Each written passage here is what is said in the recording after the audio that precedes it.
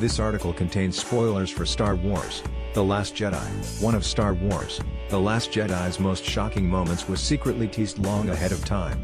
Not every viewer will have caught the playful foreshadowing, or even most, since it's sandwiched in one of the most thrilling scenes of the movie, the resurrection of Leia Organa through the power of the Force. Which means while most Star Wars fans were celebrating Leia's return to life, the filmmakers were teasing the catastrophic fate of the First Order's most colossal starship. Since The Last Jedi has several super weapons and massive constructs, we'll specify, we're talking about the fate of Supreme Leader Snoke's enormous mega-class Star Destroyer, the Supremacy, the biggest ship yet seen in the movie series. It posed a threat too great for any conventional attack or sabotage, which is why some shockingly unconventional tactics finally saw it crippled to kick of the movie's final act. The audience may have been stunned to see the Supremacy shattered, along with the trailing ships, but Leia had already given the twist away. The resurrection of Leia, fans were focused on instead. In the end, the 60-kilometer-long Supremacy crewed by millions of First Order personnel is only broken after Supreme Leader Snoke has been murdered by Kylo Ren. With the ship taking shots at the fleeing Resistance transports, Admiral Amilyn Holdo gets behind the controls of the final Resistance vessel as the only soldier left behind. Bringing the ship around, she warms up the hyperdrive, plots a course straight through the Supremacy, and punches it. The physics at play make it a breathtaking sight. The vessel disappears in a streak of light, followed an instant later by the damage of its path, and shrapnel, eviscerating the First Order fleet in a blink. But does some of the credit for the brilliant sacrifice also belong to Leia Organa?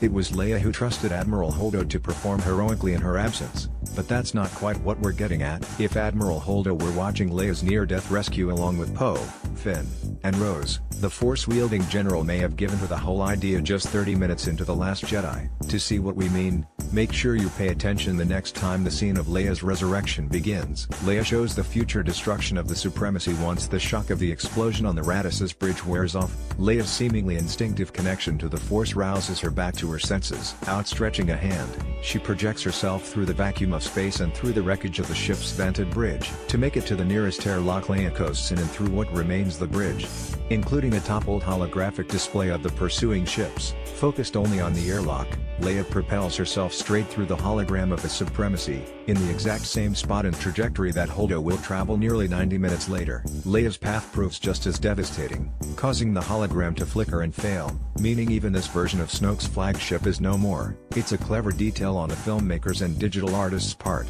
and a bit of direct foreshadowing that fans are guaranteed to spot and appreciate on repeat viewings. And if we're trying to be even more generous, perhaps this clever Star Wars Easter egg will give the fans left unsatisfied by the scene something else to focus on.